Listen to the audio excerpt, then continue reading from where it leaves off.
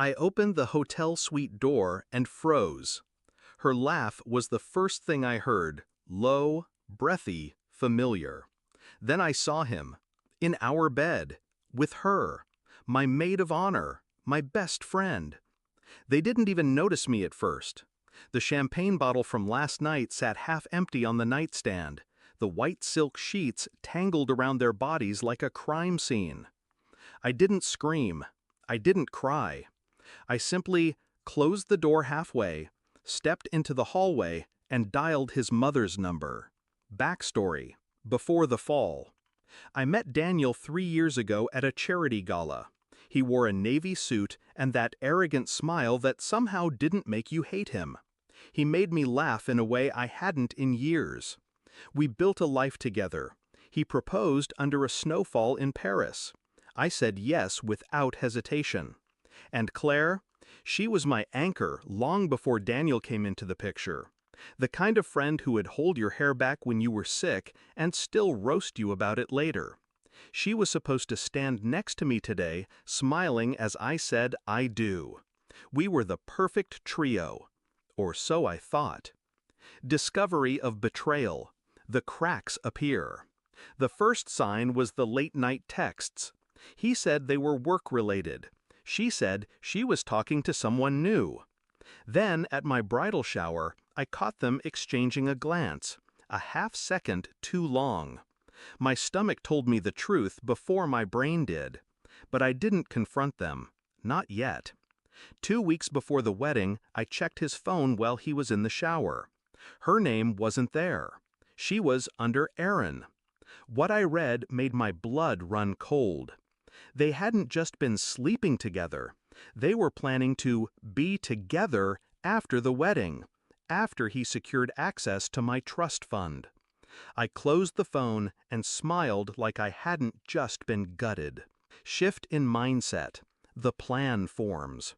I could have walked away then, but walking away would have let them win quietly, and quiet wasn't what I wanted. I wanted an audience. I wanted him to choke on the truth in front of every person whose approval he craved. So I called my lawyer.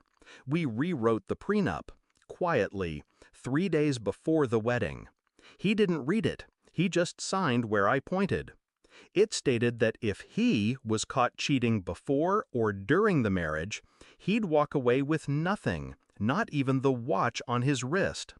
Then I called the hotel manager and arranged for my suite to have a second adjoining room, one I could fill with the exact people I needed when the moment came. Execution, setting the trap.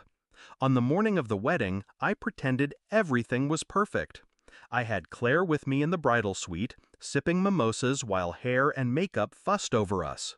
Daniel texted me that he was heading to his room to clear his head. I excused myself 20 minutes before the ceremony, saying I needed to practice my vows alone.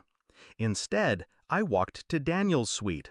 I didn't expect them to be so careless, but there they were, skin against skin, my wedding day lingerie discarded on the floor. I stepped back into the hallway and called his parents, then his brother, then his grandmother. Every person already dressed for the ceremony, every relative who had flown in from out of state. I need you all to come to Daniel's suite, I said, voice steady. There's something you should see before the wedding. Climax, the fall. 5 minutes later, the hallway outside his room was lined with family, confusion and curiosity painted on their faces. I didn't knock. I opened the door wide, stood aside, and let them all file in. Gasps. Silence. Daniel scrambled off the bed, stammering, reaching for words that wouldn't come. Claire clutched the sheets to her chest, eyes wide. I didn't raise my voice. Daniel, I said, I'd like you to explain to your grandmother why the woman who was supposed to stand next to me at the altar is in your bed instead. His father's face turned crimson. His mother covered her mouth. His grandmother began to cry. Then I reached into my clutch and pulled out a thin envelope. This, I said, holding it out, is the updated prenup you signed. You might want to read the highlighted part." He opened it. His eyes flicked over the words, and then the color drained from his face.